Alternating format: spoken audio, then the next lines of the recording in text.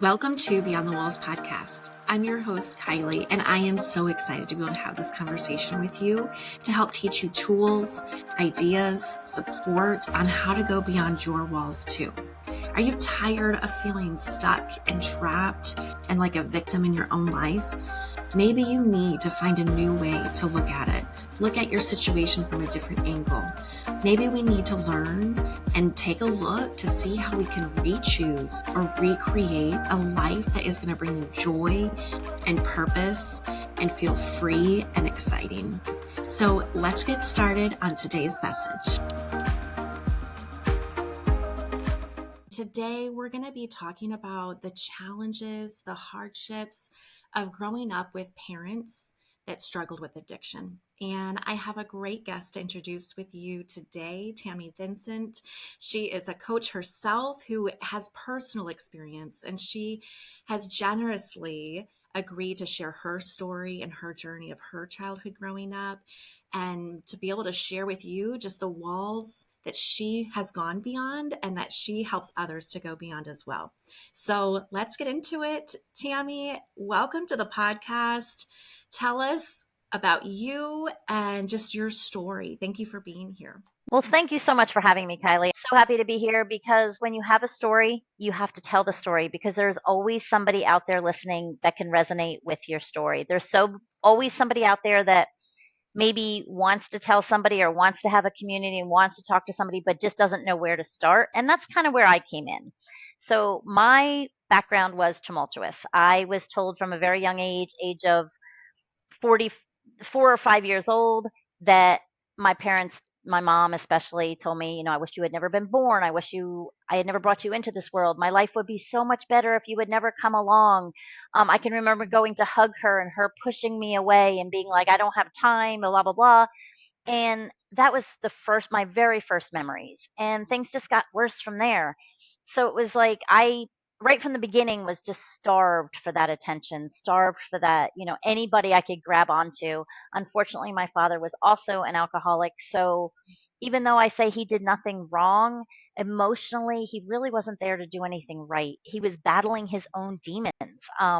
He had a really hard time with my mother. I mean, there was mental illness all throughout every generation on her side of the family that I can remember. She was anorexic at 16, 63 pounds on an IV feeder.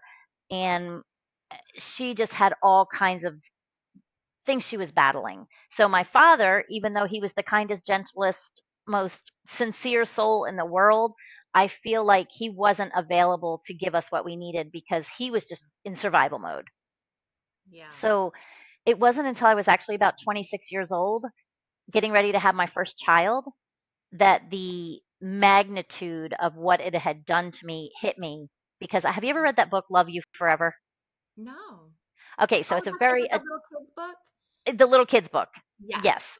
Okay, Yes. so I But tell tell the everybody, if you audience because they haven't. yes, I will tell them. So if you've never read it, it's about a mother's unconditional love for her son. And as her son is growing up and going through these terrible stages of being a teenager and the terrible twos and then the toddlers and then all those stages, the mother continues to love this little boy. And she's singing him the song, I love you forever and ever. I'll love you for always, my baby you'll be. Well, at the Yeah. end, the tide is turned and now she is old and frail, and he's rocking her back and forth as if she was a baby, and he's singing the same song, but my mommy you'll be. And you would have thought it would have been this like serendipitous, like, oh, this is so sweet, this is so cool. But it hit me like I'm just not even gonna lie, it hit me like a dump truck, I like a imagine. 2x4 in the side of the head, that I had no idea what unconditional love even felt like. I had Yeah. never experienced it. So I'm sitting here thinking, like, rocking back and forth, like, what am I going to do? How am I going to raise this baby? I don't know what love is. I don't know how to be a mom. I don't know how to be a Yeah. parent. I don't know what happy looks like. I don't know what love looks like. And so that was like the jump start of my catapult into this. I'm going to figure out my life. I knew that the answer Yeah. wasn't just doing the opposite of what was done to me, which is what a lot of people I think tend to do. Yeah. Like, my mom was mean, so I'm going to be nice. My mom made me do this, so I'm not going to do this. And that's not always the answer either. But if you're not modeled healthy relationships, you don't know what they are. Yeah. So over 30 years, I figured out what they were. I mean, I had my first marriage is nothing like my second marriage. I literally had no boundaries. I had people could walk all over me. I didn't have any boundaries, whether they be emotional, financial, sexual, nothing. I had none. Didn't understand it. And now it's literally 30 years later. I've got a box full of tools that I've used and thrown every single thing I could read or get my hands on, thrown it at the wall to see what would stick. And Wow. now 30 years later, I have this toolbox of tools, and I'm like, okay, there's other people that are out there that are floundering, that just don't know why even sometimes. And that's what I'm here to do. Yeah. Wow. That is such, thank you so much for sharing that story. Like, so many questions are coming to my mind of places we could go. One of the things that I was thinking about when you were sharing, like, especially in your response to the book, I thought, like, what were some of those initial feelings? Like, I would speculate that maybe, like, there's got to be some, like, why didn't I get that? Like, that looked nothing like what I had. I missed out. Or even that seems like such a high bar. I don't know if I can do it. Like, is it failure? Is it overwhelm? Was it inspiration? Like, was it your own brokenness, or was it about who you wanted to become for your kids? Like, maybe just fill in some of those Oh, blanks. wow. So I think you said overwhelm and fear and failure, and it was all of that when it started. But my Yeah. main goal when it first started was, how do I become a parent? How do I Mm, be that person that I never had? Because I didn't know what it looked like. So I read all kinds of parenting books, and I also read all kinds of books on addiction. I mean, I had gone through some stuff. I had attempted to take my own life, so I mm, read books on suicide and how, and it really dawned on me. And I know, it was I used to beg God, like, please tell me, who's going to save me. I don't know why that was my only question I ever asked him, but mm, who's going to save me? And I can remember hearing this, Tammy, Tammy, Tammy. And all throughout my life I was like, really? Like, you're going to mock me? Like, I'm mm. serious. Like, I pictured this shaking the head, Yeah. but it No. was, you're right, like, come on. But Yeah. it wasn't until I was on this mission to figure this out that I realized what he was saying is, I'm going to save me. So Mm, I have to make the choice in every situation. I'm going to move forward to being a better mom, to being a better person, to being a happier person, to being the best version of myself, or I'm going to stay stuck. And I really, because I did suffer all of those things that children suffer when they grow up in an alcoholic family. They don't feel worthy because they never got the validation. I can remember bringing home a report card, working so hard to get straight A's, figuring if I could just get straight A's, maybe things would be a little calmer. Maybe my parents wouldn't get mm. mad at me for a while. And I can remember my father just kind of being like, yeah, nice. My mother not caring at all. And my Yeah. father basically saying, I think the comment was something to the effect of, it's about time you use that brain. Let's see how long that lasts. And it's like, Mm, wow. So it's like nothing was ever good enough, no matter how hard I tried. And yeah. all that follows into your Yeah. adulthood. But as far as, missing out on yeah, I missed out. I'm not going to lie. I didn't have a loving family. I didn't have, I don't remember most of my childhood, as far as very few vacations that I remember. Um, I remember the morning, Christmas morning, there was so much joy. And then by 2 o'clock, there was fighting and yelling and drinking and Mm, throwing things. And it was like every day that started joyous ended horrifically. So yeah, it was nice when I got a family to actually enjoy that. But I really realize I can't live in the past. I have to heal mm. from the past, and I have to change what happened to me physically and mentally, but I can't live there. Yeah, I think one, hearing what you're sharing about even like the God basically saying, like, you need to participate in this with me, right? Like, Mhm. somehow severing that dynamic of, like, your parents don't define you, your past doesn't define you. Like, they're not deal breakers, they're not walls to hide behind, they're not the end of the story.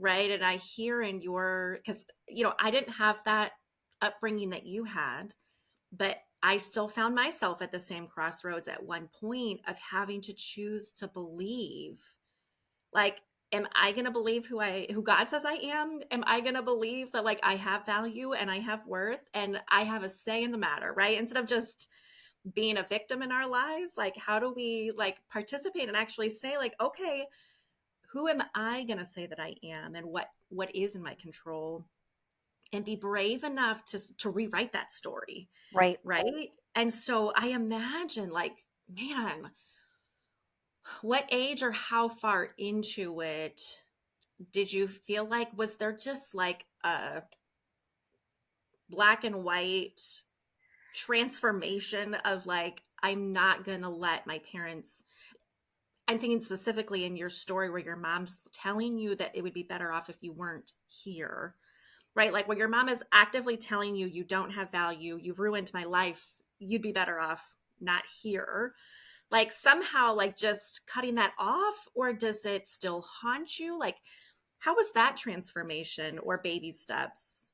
Well, I think it started so young for me. And I know a lot of people out there listening, if you've never heard of kind of progression that your mind takes up until Mhm. about 7 to 8 years of age, you're literally going through this kind of semi hypnotic state. You're not making your own thoughts. You're not processing. You're just, your brain and your mind is not mature enough to do that. So all you're doing is taking external things and sucking it in. That's all you're doing. And you're trying to make sense of that in your brain.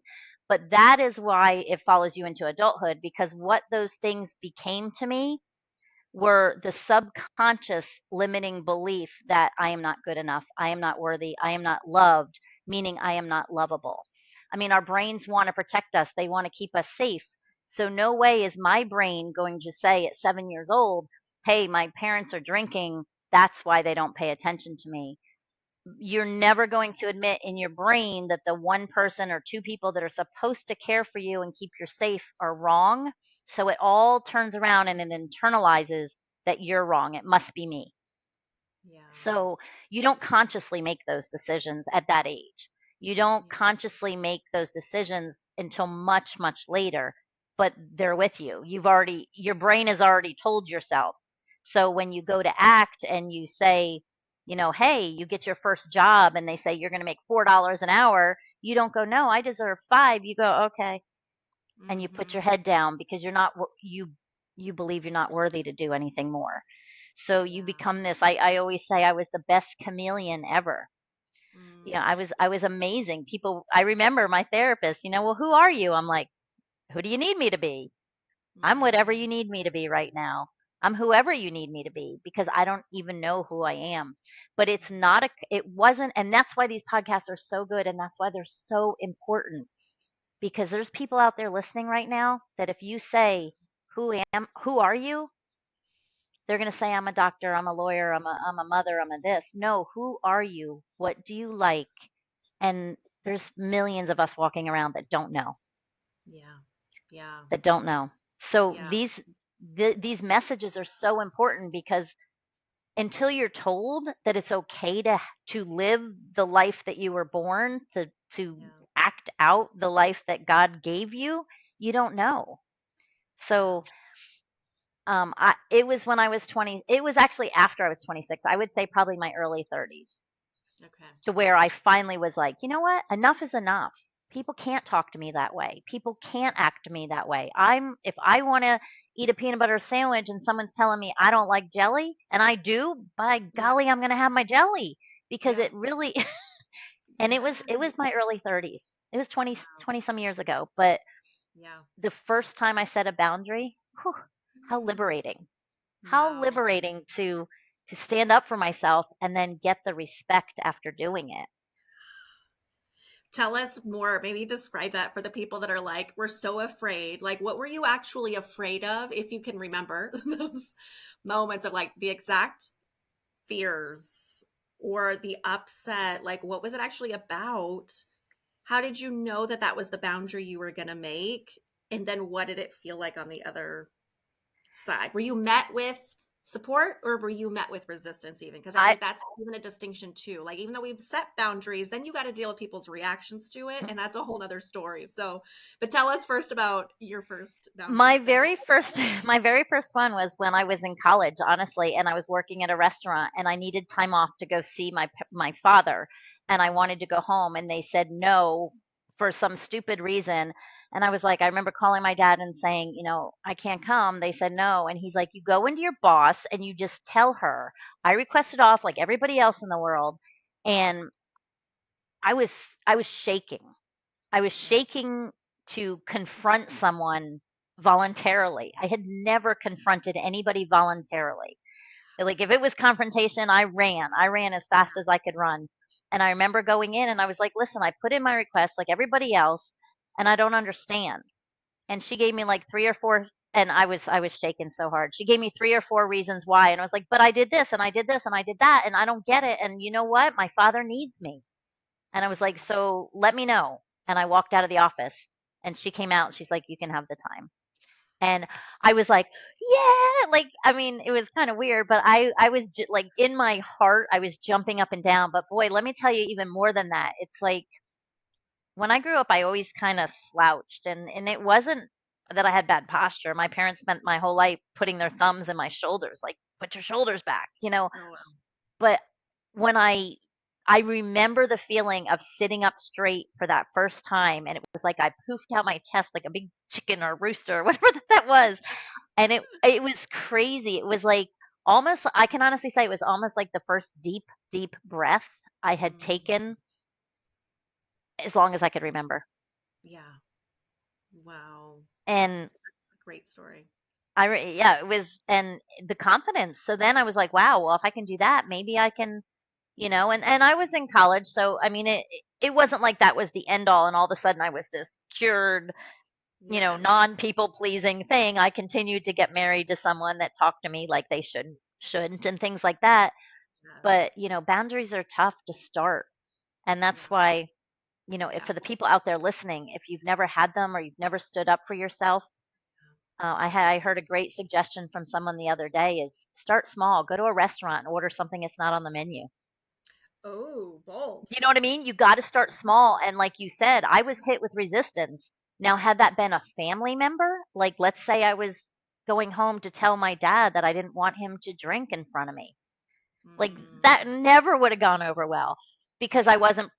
You have to like make your pros. I mean, I had a pro list, a con list. I'm all about lists Yeah. and what can possibly happen, but start small. Yeah. Be, Yes. And I think knowing too, and I'm glad that you mentioned it, that it's not like you were just cured and then it became easy. Because I think we all get confused or easily discouraged when we're in this process of trying to grow and mature and kind of heal from a lot of those things. Like, we want it to be one and done, we want it to then just be easy. And it's like it takes so much energy and hurt to start at the first path, and then you do it, but it's not like it just becomes your identity overnight. Well, yeah, there is absolutely no one and done for anything when it comes to healing. I mean, it literally took decades to get there, sometimes Yeah. 10, 20, 30, 40, 50 years of just this constant negativity and reprogramming, like just wrong programming. And so it's going to take some time to undo it. But you have to give yourself some grace. I mean, that's really the biggest thing because Yeah. when you go back and you start being too tough on yourself, it becomes this vicious shame cycle. And that is just as hard to break. So when Yeah. it might have taken, it took me, there were certain things like the concept of forgiveness took me forever because Mhm. people were constantly saying, it's just your mom. How can you be so angry? It's your mom. And Yeah. and so even after I had to forgive her, then I still had to go back and forgive myself because there's also a lot of my part in this that I had to look at. So there's a lot of Mhm. self reflecting. It's a whole process. But every step forward that you take is one step closer to that. I just call it emotional freedom. Yeah. Yeah.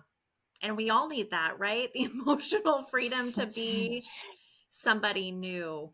That makes me think of how much or how difficult was it as you are then becoming a parent, right? So as you shared in your story, it really was like that moment of you preparing to become a parent that really helps you hit your like rock bottom, like enough is enough, I got Right. to figure this out.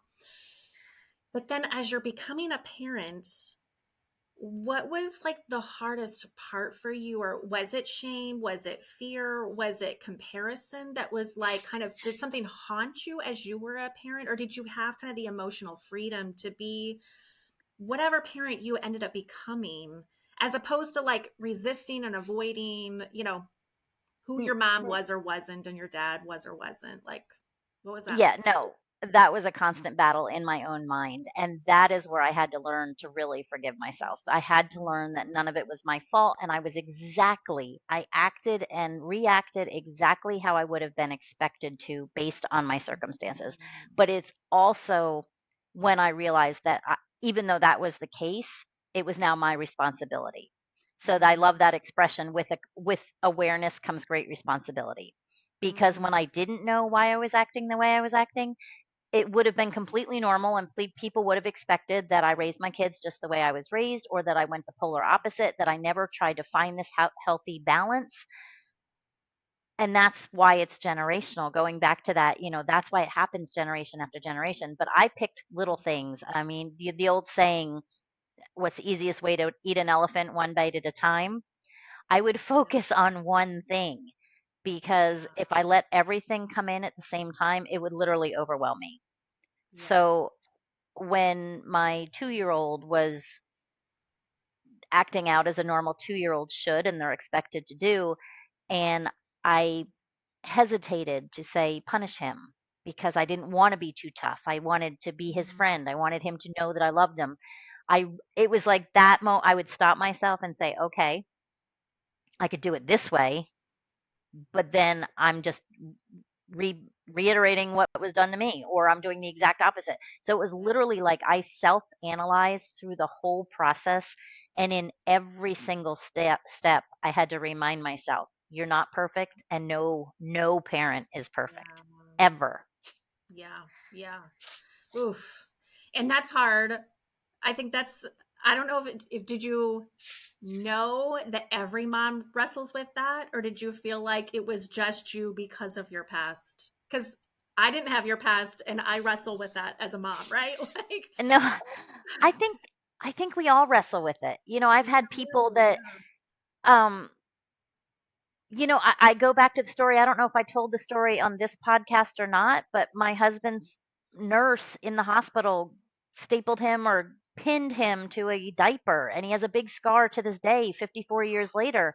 And this was a woman who was a professional baby taker carer. oh my goodness.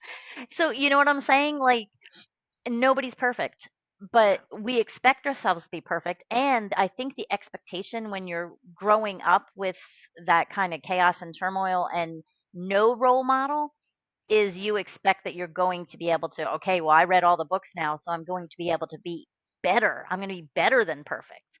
And Yeah. it's just, I mean, perfectionism is something that, especially when you grew up with in survival mode, you taught Yeah. yourself that your worth is based on your production, or your ability to do things, or your ability to show the world how good you are. Mm, Otherwise, you're no good. So yeah. there's no I'm just an average mom. You're either going to be the best or you're going to be the worst. Uh, It's that complete version. So yes, I wrestled with it all the time, but yeah. in every step, I did compare myself a lot. And what Yeah. I found, compared myself to a lot of other parents. I was in the military at the time. My husband was in the military. So I had a lot of little kids around me. And I found that they were all making mistakes. Yeah. Yeah. So Well, I'm that glad you made at it, least you could recognize it in the moment, right? Like hopefully it brought some freedom of like, oh yeah. And I think to me, I think this is to me why it's so important we have these kind of podcasts and these kind of conversations. And even why like we don't have to relate to the exact circumstances to relate to the emotional fear, oh, the yeah. like need to be accepted or to fear rejection. Like all of us are tempted to feel like we're not enough, we're doing it wrong, we should be someplace else, right? Yep. And when we can like lower that significance of the like it's all or nothing, right? You're either a Right. terrible mom or you're the best mom. There's so much pressure. So I'm glad that you had people around you that you could at least see in the moment of like, okay, we're all kind of wrestling with some of these things. But I wonder, what would you say to the woman who is really plagued or held back by this belief that they really can't be successful because of their past? Like how much was that like really holding you back personally? Or the people that you work with, like, do you hear that often from people? Well, and it's almost like the self-sabotaging system Mm, where, you've been told your whole life you'll never be more than this, you're never going to amount to anything, you're never going to do anything. You have this big sense of unworthiness. And to me, it was almost like I was on a mission to prove people wrong. mm, I was on this, I'm going to be the best because they're wrong. But yeah. it does plague you, and you do start to kind of self-sabotage because you might have this belief that I'm never going to be anything. So then all of a sudden you start to become something, and it's uncomfortable because your brain thinks I can't do I was told I can't do that. So you do have this habit of self-sabotaging, honestly, when you get to those next step levels.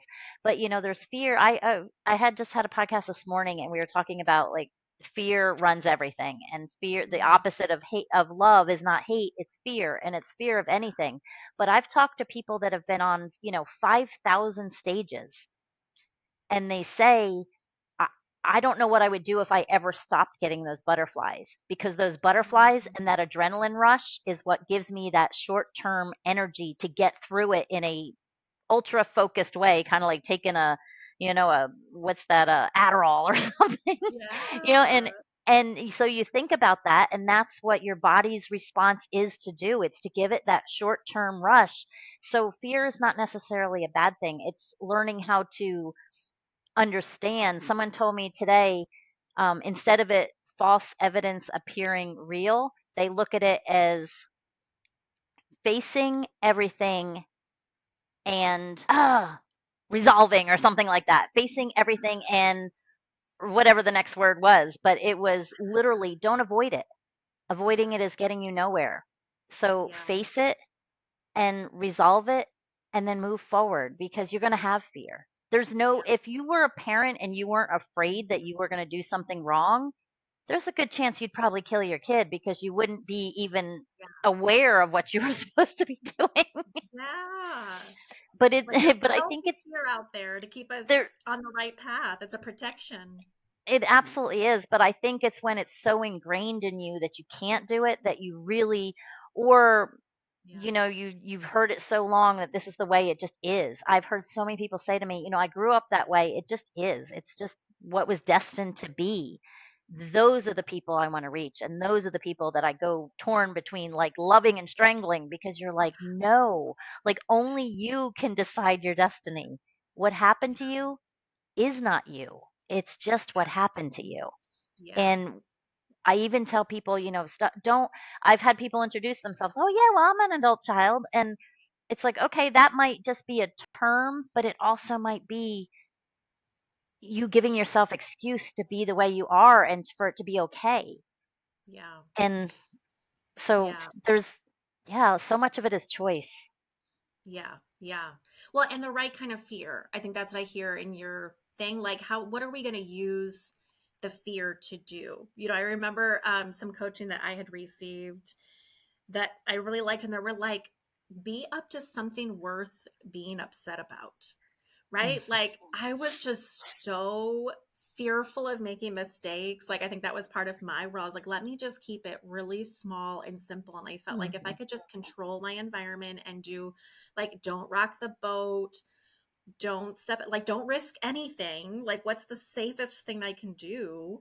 But Yeah, I found myself so miserable, and I didn't have purpose, and I didn't have anything to like motivate. And I just let fear kind of crush me, as opposed to what I hear you're saying, like, we could use that fear to really put us up to something that will bring long-term satisfaction for sure, but also be used in a helpful way to yeah. help us to overcome and to not be deterred by it. Like, are we fearing to avoid, or are we fearing and embracing and being able to be along that journey Right. is, and that's where we all have to wrestle, right? And I think that's what I love so much about just humanity, like that I feel like we can all relate in.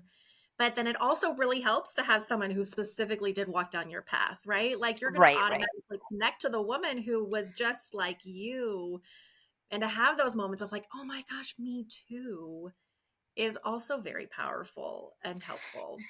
And it's funny because I remember my dad said to me once when after I was married and I was actually, I think, in the middle of my first divorce. And I just remember saying, I'm okay. I'm okay. And I remember him saying, Tammy, do you want to do something absolutely amazing? And he's like, yeah. He's like, and I said, yeah. He's like, then get out of your comfort zone. He said, because Mm, unfortunately, and he said that to me, your comfort zone is very small and very limited because you haven't had a comfortable life. So yeah. your comfort zone is here. He's like, get outside of it because nothing amazing happens in your comfort zone. That's why they call it comfort and they don't call it your joyous zone or your thriving Mm, zone. He said, so yeah. get out of it. And I was like, but he didn't add on because since then I've done so much growing. It's like, yes, you can step out of your comfort zone and they say do it fearful and everything else. But like you said, look at the fear as what are you going to learn from it and what are you going to do with it versus just running from it, because Yeah. that is why we self-sabotage. You go, Yeah. okay, I'm gung-ho, I got this great idea, and then bam, you hit a wall and you're like, that's not going to work, and you run because that's Yeah. what our brains want to do to keep us safe. Yeah. We really do. Okay. I have a question for you. It's totally different, but I want to hear, you've given me two examples of your dad impressing upon you some really valuable wisdom. And so, but in your story, I thought, was your dad also an addict too? Or tell me a little bit more about your relationship with your dad, if you don't mind. No, that's okay. So my dad he was also an alcoholic, but he was the Okay. kindest, gentlest soul ever. Mhm. But he was tormented. He Yeah. was in Vietnam. He saw horrible things. He probably had the worst case of PTSD. We can imagine, but he hid everything. He was the stoic man. So Mm, where my kids even said they would spend the night at his house and they loved my dad, like that's where they wanted to be, was at their grandparents or at their great grandmother's mm, house. That's where they wanted to be. And but Jessie said to me one day, that was my daughter, she was about 10, and she said, I love sleeping at grandpa's, but I'm so sad when he falls asleep. And I said, well, that's kind of weird, but okay, what, tell me more. And she said because they always would make a fort on his floor next to his bed, and they would all sleep in there, and they would just aw. play and eat popcorn and watch movies. And she said the minute he fell asleep, he would start cussing and swearing and yelling and crying. And but when he was awake, and because he was drinking, and she knew, my kids were very used to him falling asleep with scotch next to the bed. He'd had 5 or 6 or 8 scotches every night. Yeah. But that broke my heart because it was like he was Mm, so tormented, but you would never, ever, ever know it. wow. So he did. When I was 13, he told me, he said, your mother and I are doing irreparable damage to you, and I don't know how to help you. And I was like, okay. And that was literally the end of the conversation. But he, he sacrificed his life for us, but at the same, he got out of the Navy. He did, an honorable discharge. He could have gone straight up the ranks and he could have been so successful in what he did, but he sacrificed everything for us, but at the same time emotionally he was not there to give us really anything on a day-to-day basis. Yes. So I Yeah. have zero hard feelings. I really have zero hard feelings from my mother now that I know to the extent that she was tormented, but I never really talked about my past while my dad was living because it would have killed me to hurt his feelings. I Hmm. adored him. Yeah. Yeah. He sounds like a special place and Yeah. brought a lot of great comfort to your world. Did your kids spend time with your mom? Did I understand that correctly? Is your mom still living or she's passed on? No, she passed right the year I got out of high school. She actually died of cirrhosis when she was 42, if that tells you Wow. how young it got her. Yeah. Yeah. So your kids never knew your mom. No, they never knew her. Okay. Did your dad Nope. get remarried then? Who was the He grandma that your kids were raised The around? grandma that my kids and raised me basically as much as she could was my dad's mother. Okay, got you. I was gonna say, I was like, wow, like your kids enjoyed spending time with your mom. Like that didn't seem No, no, no, no. right. They actually never knew anybody except my one daughter got close to my mother's sister, who really, she was an alcoholic as well, very Yeah. much so. Died pretty young, and 3 months after we went on a cruise with her, but she was pretty much an alcoholic her whole life. Wow. So I'm curious. There's a friend that I'm thinking of in particular, um, and she's trying to really heal and overcome from a lot of just a very unfortunate, traumatic, a lot of abuse and neglect in her childhood, and still kind of in healthy relationships. And so there's this dichotomy between or a tension of like she's trying to heal herself, but she's also around really unhealthy people. And so it made me just curious so you chose to stop drinking. You were clearly impacted by your parents' addiction, but your dad is still an active alcoholic, but your kids still had a lovely, beautiful relationship with your dad. So maybe if you can speak to us a little bit about maybe like what was the journey like for you, or how do you advise people to have like healthy boundaries when you protect your Okay. kids, I and when are you putting them in abusive situations, right? Like, how do you figure that out? Well, I luckily my mother was not alive, so I never had to put my kids in that. I never had that situation where it was an abusive situation that they would have been exposed to. But I Yeah. can tell you that in my world, there was some non-negotiables once I started getting better. Like if I knew somebody, I had an uncle that I knew for a fact that he had sexually molested my dad actually as a Oh, child. yeah. I would have never let my children by him, near him. Mm, Never. And we had opportunities where, do you want to go see this uncle? No, never. I will never let my children near them. I will never let him have a relationship. So there was some definitely non-negotiables in my world. yeah. When you're dealing with it, and it's very hard. Like Yeah. I can only imagine. Like I would not have let. Now my father, when he drank quite a bit in front of my children, but I knew how he acted. I would have Yeah. never taken my children in front of my mom as an Mm, adult.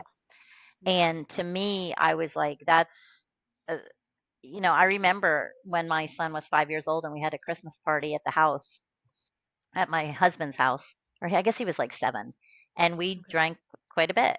And I remember my 7-year old, who's now 29, he said to me, Mommy, I don't like it when you're like that.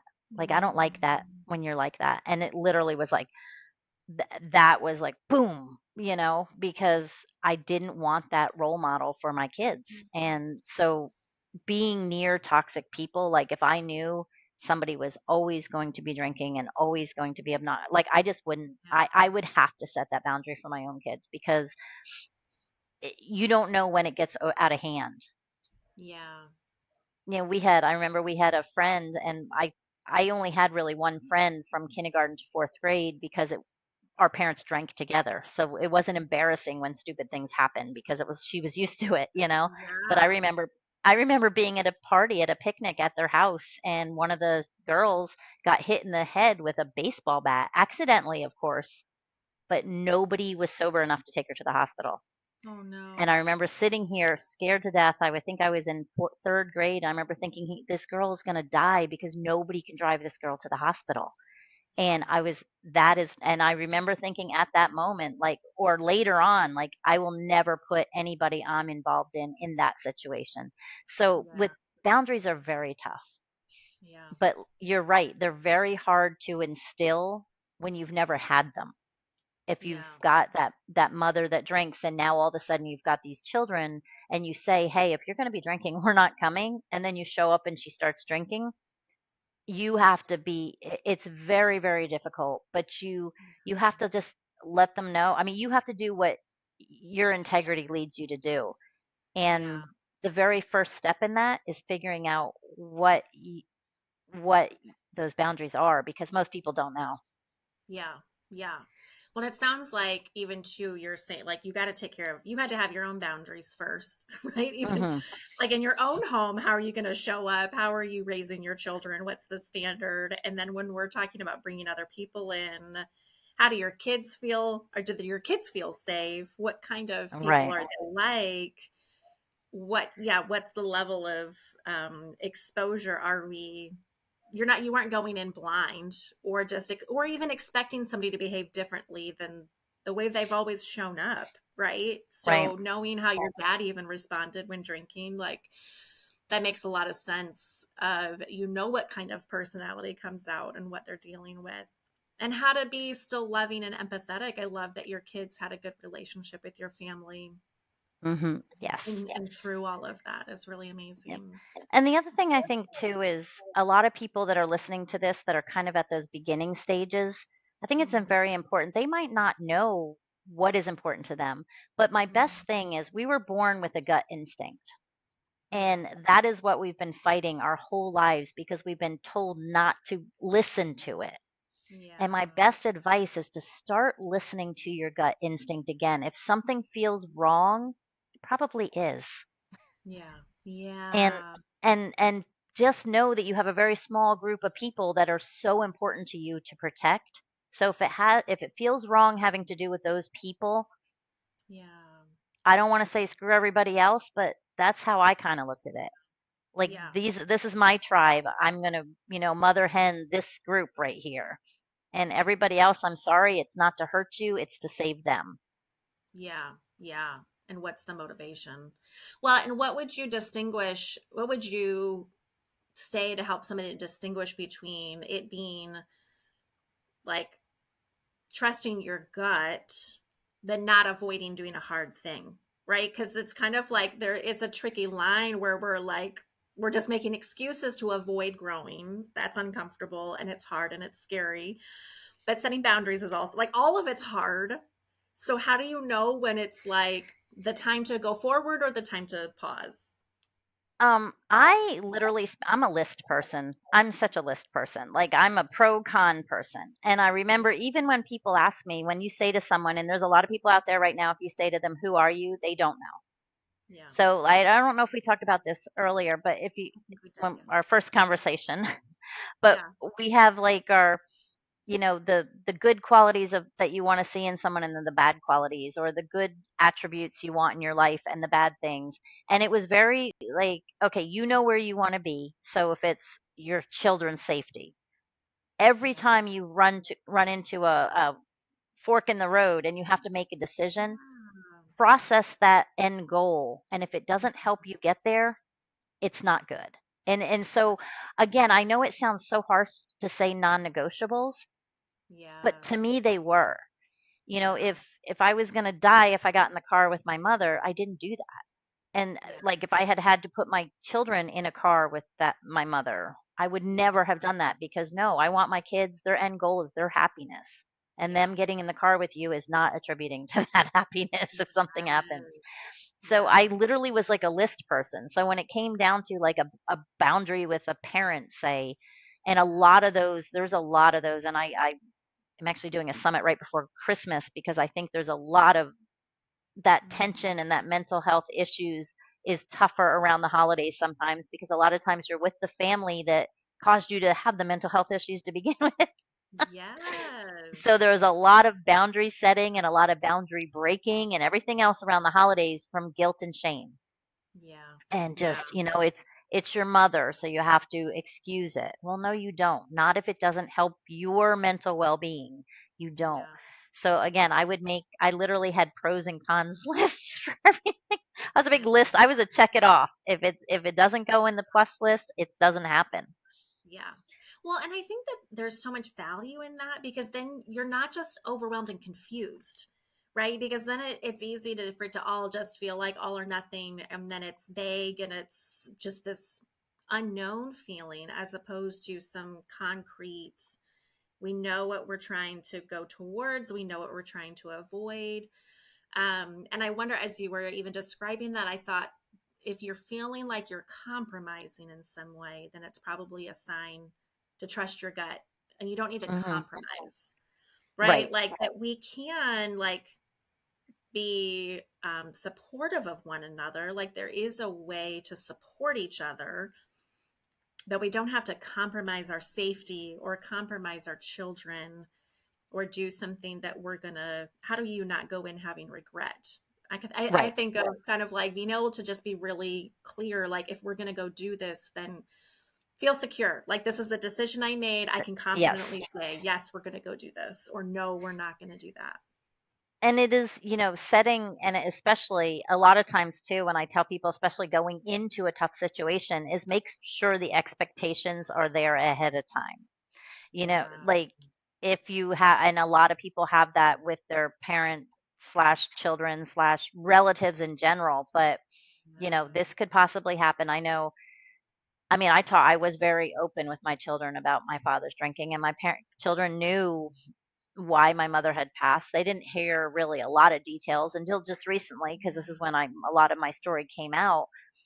But they knew the risk. They always knew the risk of being, a fifth generation alcoholic, really, you could call them, because I look back on my father's side, and short of my grandmother, I could never find anybody that wasn't a drinker Yeah. anywhere in our lineage, Yeah. and my mother's side, really. Yeah. So, how would you, what advice? You brought up the holidays, and so we're getting ready to come into that time. What would be maybe like one piece of advice, or maybe a more specific example for them of like, I don't know, the woman who is now trying to change that generation that is feeling like, how can you still be around your family knowing that they're going to do unhealthy, unhelpful things versus like, do you be with the family or do you not be with the family? I guess what's on that pros and cons list? What are Uh, things I to think consider? it's I think it's very important to, if you can salvage a relationship, do it. I don't think it's good advice for anybody to ever say walk away, without trying, without setting those boundaries, without communicating the boundaries, without, Um, I've had people say, I have people all the time that are like, oh my gosh, I'm going to see my brother and I'm so stressed out because this is going to come up. Well, then yeah, you work with your spouse or you work with your children and you say, this is a conversation I won't have. And if it comes up, just be prepared. We're going to be leaving, or yeah, prep the person involved, and know in your mind that that's, I mean, it's a lot of prep, a lot of mantras, a lot of deep breathing. I do tell people, because it sometimes will throw people into a full-blown anxiety attack, yeah, just walking. A good example is people that are trying to have a baby, or grandma wants a baby and there's not a baby coming, and that's a yeah, subject that is just tense. Well, learn how to, first get on your spouse on board or whoever else is involved on your side. But yeah, when it comes up, quickly nip things in the bud. Like, don't let it, these little jabs at you, six, seven times before you say enough is enough. yeah, Um, but also, have a technique, have something that can calm you in the moment, whether yeah, it's, box breathing or something, a certain pressure point that can bring a little bit of peace to yourself, or, some simple vagal toning exercise where you can just calm yourself a little bit. Because yeah, especially if you've come from a place of trauma and you're not yet at that place, you're also reacting from that little child you. yeah, yeah, So it's like you've got this mother who inflicted this or whatever, or this father who inflicted this stuff. And now when they say something, it triggers you, and you're literally like snapping back as a 5-year-old having a temper tantrum, which is what yes, happens. yeah, yes. Well, and I think of, so I would assume this would apply in this same kind of dynamic. I think um, being able to recognize, so if this is your first holiday going into that situation, right, like what I hear from you is saying like really do the work before you show up, and in that Yes. fear, right, like let's not avoid, like we can't just bury our head in the sand and just hope for the best that it's not, that it's somehow magically going to be different this year, right? Like how about we go in with realistic expectations Mm-hmm. and do as much work as you can ahead of time. If you're in a space you can verbalize the boundaries, then do it. But I guess if you can, at least know your boundaries and Yes. your limits, have a plan in place. And then I think I hear what you're saying, if you would also agree with this, is that even if it doesn't go well this holiday, like it doesn't mean you don't just have one shot, right? Like, so Right. again, you get to keep practicing that. Get to keep practicing your boundaries and keep giving your family second chances. And I guess maybe it's not a clear path or a formula of when enough is enough, when it's time to cut off. How do we keep moving forward? Any advice on that of like how many Um, chances do you allow parents to have, you know? it honestly depends on the situation because let's say for instance you're dealing with a completely narcissistic parent or father or mother or whatever it is. And Yeah. the general trait of that person is you will never win, you'll never Yeah. be right, and every single interaction with them is going to make you leave feeling this small and that you did something wrong. Those honestly, I can't even imagine Yeah. trying because it's a lose-lose situation for you Yeah. because there's no rationalizing. Now, if you have a parent that just drinks sometimes and they don't understand that what they do really hurts you, then you have, you owe it to yourself and you owe it to the relationship and to your kids to try to have some kind of relationship to say, "Hey mom, I'd appreciate you don't do this in front of my children. If you do XYZ." And then Yeah. that's on them. Yeah. Um, I mean, I never reconciled with my mother. She, but honestly, the last probably 4 years, she was so out of it. I don't even think she knew the pain that she inflicted. Yeah. But there was never an apology. She was never there. But you're talking a lot of parents too, or siblings, or brothers, or whatever, are also in recovery. Yeah. And so I say, look at that from a compassionate, empathetic eye, because when you're in recovery, oh, you better believe you've got so much work to do on you. And so much of that includes the guilt and the shame of the things you did when you were misbehaving. So there's Yeah. all of these dynamics. So there's no easy answer. I always just kind of say, just try to be as compassionate as possible with every situation. And this is to yourself and to the Yeah. other person. Yeah. Because if you're feeling uncomfortable, there's a good chance they are too. Yeah. If they Yeah. are not, and they are that high-end narcissistic person, then it doesn't matter what you say to them. Yeah. It's not going to make a difference. Yeah. Almost like stop trying to fix it because it's Yeah, just you can't. It's not fixable. I mean, there are some times where, I mean, I can remember having fights with my mother, and literally she would do something horrible, and by the end I was practically on my knees begging her for forgiveness, and I'm like, how does this mm, even happen? And I yeah. was a child and a teenager, but I'm like, oh, as an adult Yeah. I see it happen all the time to people, and I'm like, no, like, no, Yeah. you've got to save your own mental health. Yeah. Yeah. Yeah. I love that. Well, thank you so much for all of those great nuggets and sharing your story. If somebody wants to work with you, like tell me a little bit about your coaching, where they can find you, and if you want to share any last like wisdom with somebody that you want to leave them with, I would love to hear it.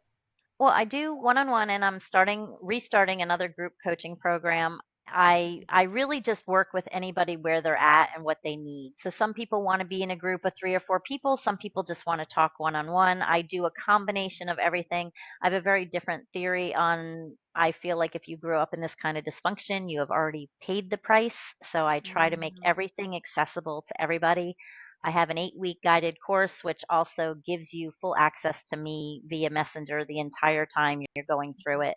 Um, the whole premise of what I do is letting people know that they're not alone and that they could be 20, 30, 40, 50, or 60, 70, doesn't matter. There's always room for introspection and there's always room for being curious about the better things that are out there. So the best place to reach me is literally just go to my website, which is just my name, tammyvincent.com, and reach out and chat because every journey is so unique. Yeah. And I work however you need it to be.